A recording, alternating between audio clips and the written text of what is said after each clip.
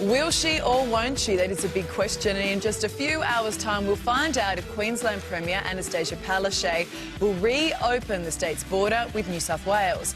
It is a huge call on the eve of the election, and to discuss I'm joined by Minister for Agriculture David Littleproud and from Canberra Northern Territory Senator Malarndirri McCarthy. Good to see both of you this morning. David, keeping the border shut. Good morning. It has proved very, very popular in regional Queensland. I mean, she's not going to risk losing those votes with just one sleep before the election, is she? No, she's not. This is all about parochial politics. I mean, that's been her own message to the people of Queensland, is that she's kept Queensland safe. Well, message to the Premier, that's business as usual. That's what every politician is paid to do. But what Queenslanders have to decide is how we're going to pay for all this. And even Peter Beattie's got this right.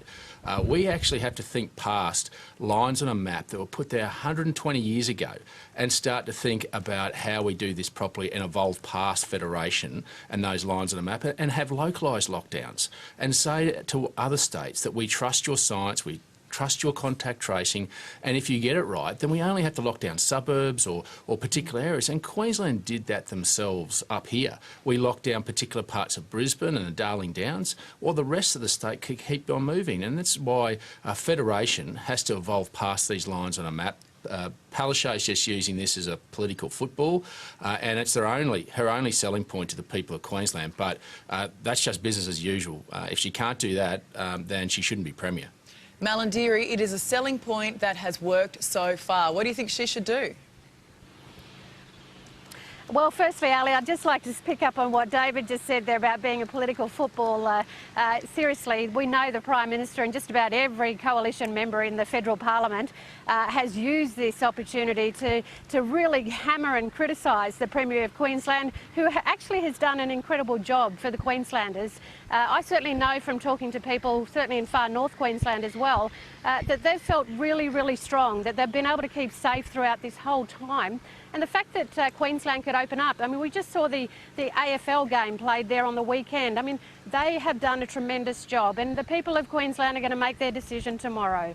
And you know what? Politicians playing politics, it's kind of in the job description, isn't it? You all do it. Queenslanders will go to the polls tomorrow. Absolutely. But you've got to pay the bills. You've got to pay the bills. We had the worst unemployment rate before the COVID came along, and we've got the worst after it. I mean, I get it gives people the comfort of feeling safe, but we can do that as a nation if we work together rather than just working on federation that was put in 120 years ago. You back yourself with science. That's what the Prime Minister said. In a word, who's going to win, David? Look, I'm an optimist. I think Deb Frecklington's done enough. I think Queenslanders look past what Palaszczuk has done, or lack of therefore, what she's done over the last 4 years, and we couldn't be scared enough to go for another 4 years of it.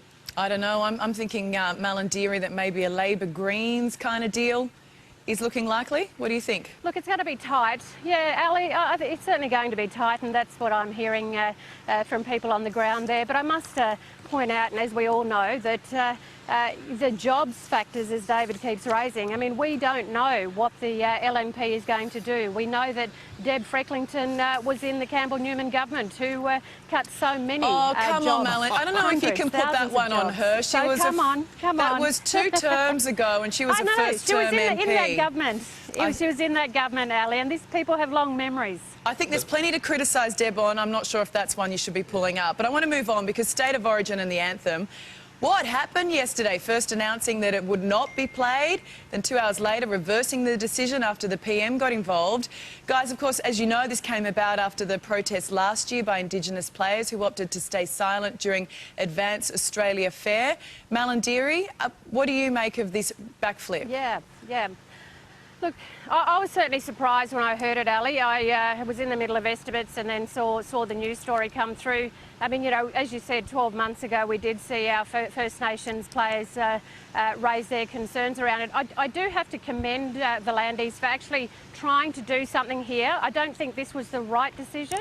And clearly he's changed his mind on it. But I do think there needs to be a conversation about the national anthem and how people are feeling. And he was obviously listening to his players. But I'd also like to point out too, Ali, that maybe it's time to actually talk about what kind of anthem we should have. I mean, Judith Durham from the Seekers and Kutcha Edwards put together a really beautiful anthem. and maybe it's time to, you know, have a look at that and see if we can improve on what we've got. Well, we've certainly reached a point where our anthem is controversial, unfortunately, and I think, as you say, what V'landys was trying to do was to avoid controversy. In fact, what he got was more.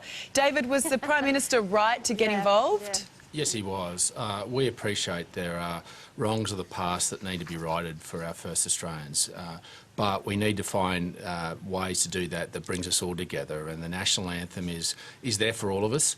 And while I appreciate some may have an aversion to it, most Australians don't. And I think we need to find those areas where we can come together. We need to right those wrongs from what we've done to our first Australians in years gone past. But let's find the ways that we can do that and unite and make real meaningful change on it. But I think the Prime Minister was right. I think the NRL's right, and I think it's now time for us to focus on that, closing the gap and making sure we right those wrongs and get on with the football and watch Queensland towel up New South Wales. Yeah, in your dreams, David, but you hold on to that. You know, whatever gets you through the night, I say. That would. And we are running a poll on our Facebook page, so jump on board and give us your thoughts, and we'll be speaking to the NRL Chairman, Peter V'landys, in the next half hour. Now, a big question for you: who's responsible for tackling climate change? Is it the government or big business?